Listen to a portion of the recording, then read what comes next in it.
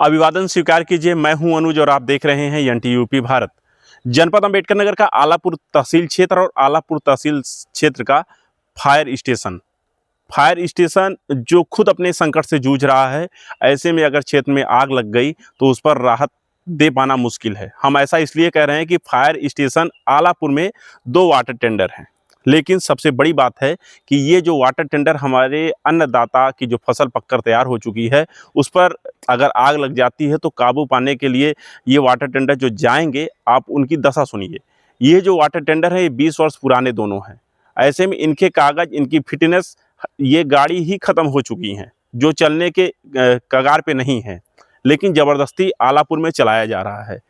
और ऐसे में यदि एक दिन में एक ही समय पे 2 जगह आग लग गई तो ये गाड़ियां जा भी नहीं पाएंगी। वो इसलिए नहीं जा पाएंगी क्योंकि फायर सर्विस को चलाने के लिए 2 गाड़ियां और मात्र लिखा पढ़ी में 1 ड्राइवर है। आप सोच सकते हैं कि एक ड्राइवर एक साथ आग लगती है 2 गाड़ियों को कैसे चलाएगा। ये बड़ी समस्या है। आलापुर में स्थानीय विधायक और सांसद जी जरा इस पर भी आप लोग ध्यान दीजिए, क्योंकि हमारे अन्नदाता की फसल पक करके तैयार हो चुकी है और इन जर्जर व्यवस्थाओं के चलते जो सरकार लगातार मंचों से बड़े बड़े वादे करती है, किसान हितैषी अपने आप को बताती है ये सरकार, लेकिन इसकी धरातल पे जो हकीकत है वो बेहद चौंकाने वाली है।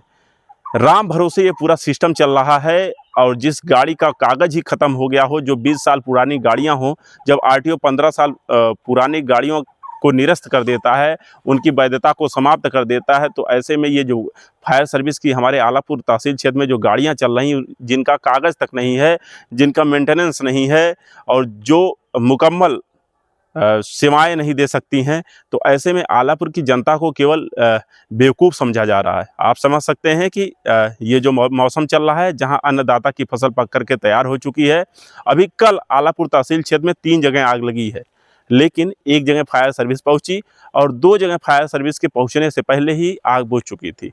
राजे सुल्तानपुर में लगी, कसदहा में लगी और बसखारी थाना क्षेत्र का आलापुर तहसील क्षेत्र में 1 जगह लगी।